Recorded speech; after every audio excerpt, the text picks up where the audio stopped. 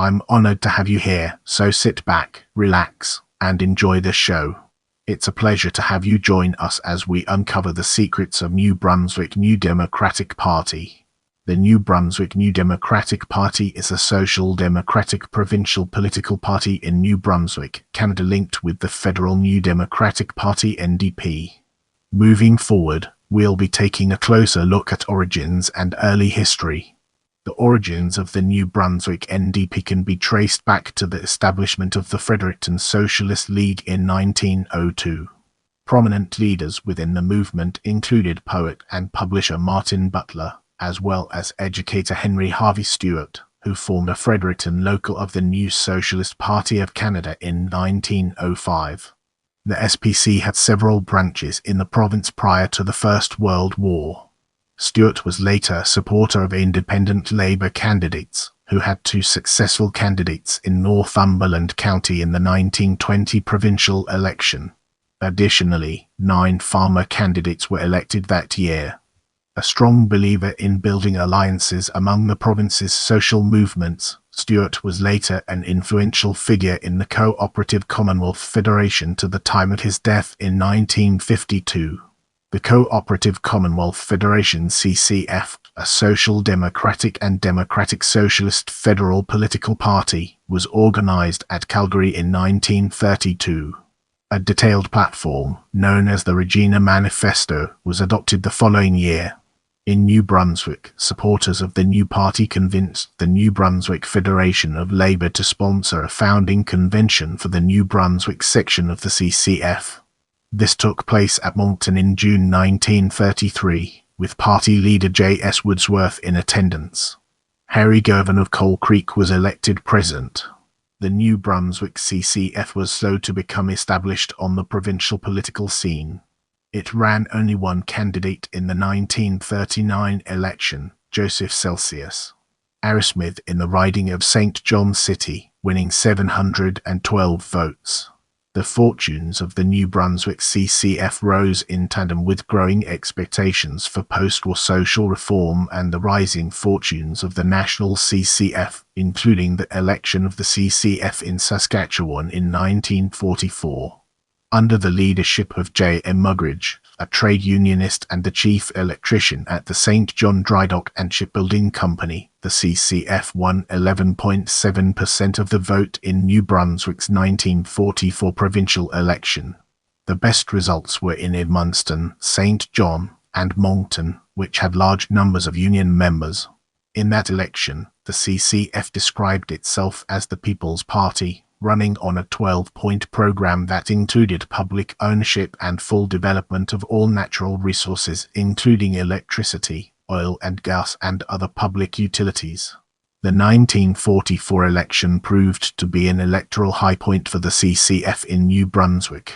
A combination of anti-CCF propaganda, the increasing adoption of somewhat progressive policies by the New Brunswick Liberals and Conservatives, and a general trend of post-war decline for the CCF nationally all contributed to weaken the New Brunswick CCF in the 1948 provincial election.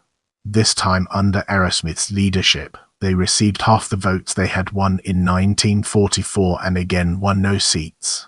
In the 1952 provincial election, the CCF ran only 12 candidates and received only 1.3% of the vote and no seats. The CCF ran no candidates in the 1956 and 1960 provincial elections. In the upcoming section, we'll be dissecting the NDP to 1988 and exploring its implications in greater detail. The New Brunswick CCF retired from the scene to give way to the New Democratic Party (NDP), which was founded in 1961 as a Canadian social democratic party with strong ties to organized labour, especially the Canadian Labour Congress, which was instrumental in founding the new party. At the provincial level, the New Brunswick NDP was organized in December 1962. Prospects were not good during the years, however, as the province's new Liberal Premier, Louis J. Robichaud, was a left-of-centre populist politician who won 3 successive provincial elections and introduced significant social reforms. The New Brunswick NDP did not run candidates in the 1963 provincial election and ran only 3 candidates in the 1967 provincial election. In 1971, a party convention narrowly endorsed a manifesto proposed by the New Brunswick Waffle, a local group loosely related to the minority wing of the federal NDP known as the Waffle, which was known for advocating stronger socialist and nationalist policies. The federal NDP responded to the New Brunswick upset by temporarily dissolving the provincial NDP until non-Waffle leadership was re-established with the reinstatement of J. Albert Richardson. The Waffle episode had the effect of promoting greater Labour involvement in the party, for fear that the party would fall under the sway of more radical supporters without it. During the late years, under the leadership of John Labossiere, the party increasingly adopted policy positions that reflected feminist and environmentalist concerns, including opposition to aerial spruce budworm spraying and the construction of the Point Lepreau nuclear plant. These initiatives attracted new supporters while also weakening relations with some Labour supporters. The party also saw its membership grow and its organisational abilities improve during the late years and early years. Along with promoting traditional social democratic NDP policies, the party also attacked government patronage and poor fiscal management. Relations with organised Labour and the women's movement improved further after George Little became party leader in 1980. During Little's time as leader, in the 1982 New Brunswick election the party won its first ever seat in Tantramar, with the election of Robert Hall to the legislature. A second seat was won in a 1984 by-election in East St. John, but Peter Trites left to join the Liberals before the next election. The New Brunswick NDP ran a full slate of candidates for the first time in the 1987 campaign. The period saw increasing popular support surpassing 10% for the first time and rising membership totals, numbering over 1,000 by the mid-years. However, the party failed to win any seats in 1987 due to the tidal wave of support for Frank McKenna and the Liberals, who won more than 60% of the vote and took 100% of the seats in the legislature. Little stepped down from the leadership in 1988. Robert Hall served as interim leader until a leadership conference was held. Now let's dig deeper into Elizabeth Weir and unveil the hidden treasures it holds within. Elizabeth Weir. In June 1988, Elizabeth Weir, the party's former provincial secretary, was elected as the party's new leader. After the one-sided 1987 election, Premier McKenna allowed leaders of the unrepresented parties to ask questions in the legislature and in the Public Accounts Committee. Weir took full advantage of the opportunity, using her training as a lawyer and her speaking skills to needle the government. Her media presence and political stature increased significantly, and she was sometimes referred to by cabinet ministers as the unofficial leader of the opposition. In the 1991 provincial election, Weir won a seat in St. John South, making her the first provincial NDP leader to be elected to the legislature. She was re-elected in the new constituency of St. John Harbour in the 1995 provincial election, running against a star Liberal candidate. Weir won re-election twice more after this. During her time in the legislature, Weir proved a strong critic of McKenna's neoliberal policies, successfully attacking public-private partnerships such as a plan to have a youth detention centre built and operated by an American corporation. She was also an ally of organised Labour in resisting legislated wage freezes that were directed at public sector employees. She promoted the expansion of union rights through legislation to prohibit the use of replacement workers in strikes. At the request of organised Labour, Weir introduced the Workers' Mourning Day Act, enacted in 2000, which established 28 April as an annual day of recognition for workers killed or injured in the workplace. In other areas, she addressed issues such as women's rights, pay equity, environmental protection, poverty and the rights of social assistance recipients. During her last term, she was successful in gaining the support of an all-party committee for public automobile insurance.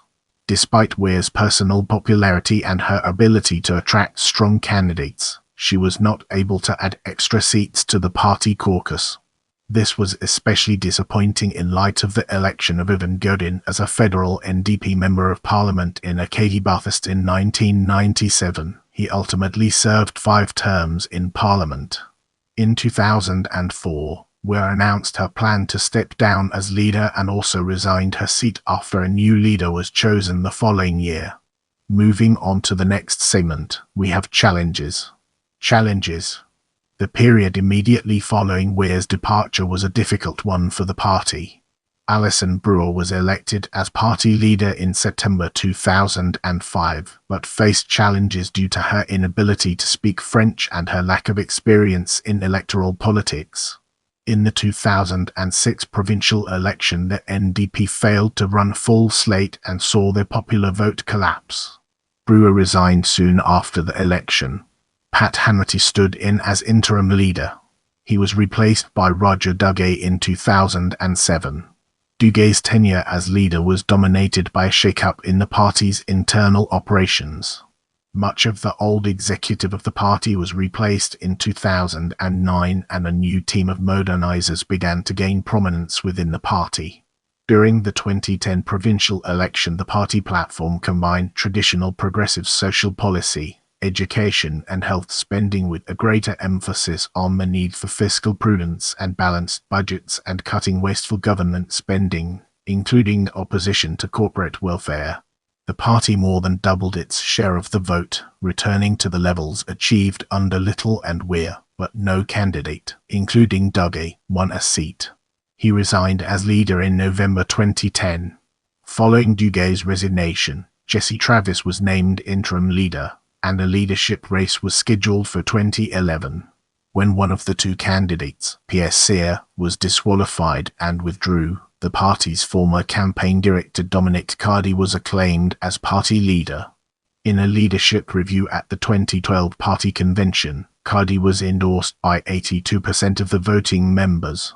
He then continued the process of changing the party's policies and organization, in line with the third way model associated with former British Prime Minister Tony Blair, whom Cardy admired.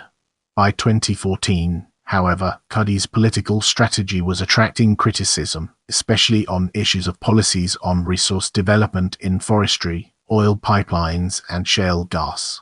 Concerns increased when Cardy recruited several prominent former Conservative and Liberal politicians as candidates for the 2014 election. These factors contributed to the defection of some NDP supporters, including former leader Alison Brewer, to the Green Party of New Brunswick, who were successful in electing David Kuhn in Fredericton South. The NDP received 13% of the vote in the September 22, 2014 provincial election, a record high in votes. Although Cardy came within 500 votes of winning in his constituency, the party failed to win any seats. Cardy announced plans to resign at the next party convention, but this was suspended to enable him to run in an unexpected by-election in St. John East in November 2014, though without success. The party executive subsequently encouraged him to continue as leader. Criticism of Cardy's policies and leadership style increased, with concerns expressed by veteran leaders such as federal NDP MP Ivan Godin and Daniel Legree, president of the Canadian Union of Public Employees, New Brunswick.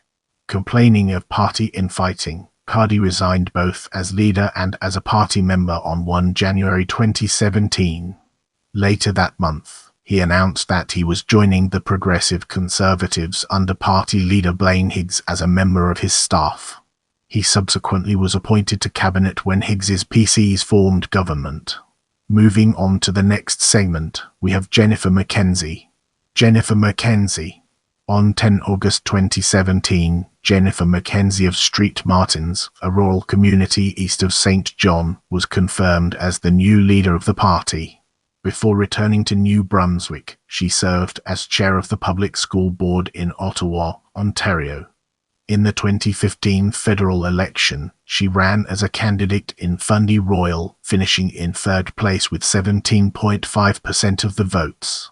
An electrical engineer and tech entrepreneur by background, Mackenzie ran for the NDP leadership on a pledge to bring the party back to its traditions of advancing social, environmental and economic justice. Outgoing interim leader Rosae Littleine described the change as a rebirth of the party and welcomed previously alienated party members to return.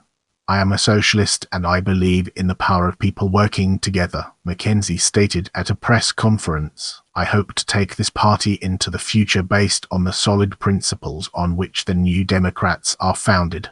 Among the party's planks for the 2018 election were plans to reduce university tuition and to eliminate community college tuition fees, plans to raise the minimum wage to $15 an hour, and plans to roll out a universal daycare and after-school program run by school districts. Under Mackenzie's leadership, the party registered between 5% and 13% support in the polls. More than half the party's candidates in 2018 were women, making the NDP the only political party to achieve this level. On election night, however, the NDP was eclipsed on the left by the Green Party, whose supporters included many former NDP voters. The party received 5% of the vote and was reduced to 5th place, behind the Greens and the People's Alliance of New Brunswick, who each elected 3 members. Mackenzie placed 3rd in St. John Harbour, with 14.7% of the vote, slightly ahead of the Green candidate. At a party meeting on 24 February 2019, delegates voted narrowly in favour of holding a leadership convention. The following day, Mackenzie stated she did not intend to run in the contest and announced her resignation. Let's transition to Decline I Present and uncover its significance. Decline I Present. In March 2019, party representatives chose 21-year-old Mackenzie Thomason, a candidate in New Maryland Sunbury in the preceding election, as interim leader. A leadership convention was planned for August 2019, but was cancelled due to a lack of acceptable candidates. Prospects for renewal continued to be discouraging when it was announced, in a joint statement on 3 September, that 14 candidates who ran for the NDP in the 2018 provincial election were joining the Greens. Within days, however, 5 of those candidates denied they were leaving the NDP and said they believed they were supporting a merger of the two parties. Green Party leader David Kuhn apologized for failing to confirm the decision with each of the 14 candidates before welcoming them into his party as a group. He also said there had been no formal discussion of a merger of the two parties. A news story later revealed that one of the candidates who led the move to leave the NDP had failed to qualify for the party leadership contest. In November 2019, the party announced plans for a new leadership race, with the decision set for 14 June 2020. In April 2020, however, party president Cyprian O'Connor announced a decision to postpone the convention due to the emergency conditions created by the COVID-19 pandemic. Thomason then led the party into a snap provincial election held on 14 September 2020. There were 33 candidates, many of them youthful, but none were elected and the party's vote share dropped below 2%, the lowest since 1967. Thomason resigned as interim leader on 15 November 2020 and was quickly succeeded by party communications director Nathan Davis, who stepped down almost immediately, citing a change in circumstances following a family emergency. On 12 December, the party chose a new interim leader, 25-year-old Chris Thompson of Fredericton. On 14 September 2021, Thomason returned to the leadership, this time on a permanent basis, by acclamation. In May 2022, ahead of 2 by-elections in which the NDP failed to nominate candidates, the CBC reported that Thomason had lost a non-binding confidence vote by the party's Executive Council. Several weeks later, on 14 June, Thomason announced that due to internal dissension he was resigning the leadership, reluctantly, with effect from 28 June. A long-standing party member from St. John, Alex White, was subsequently named interim leader, with a party convention expected to choose a new leader in July.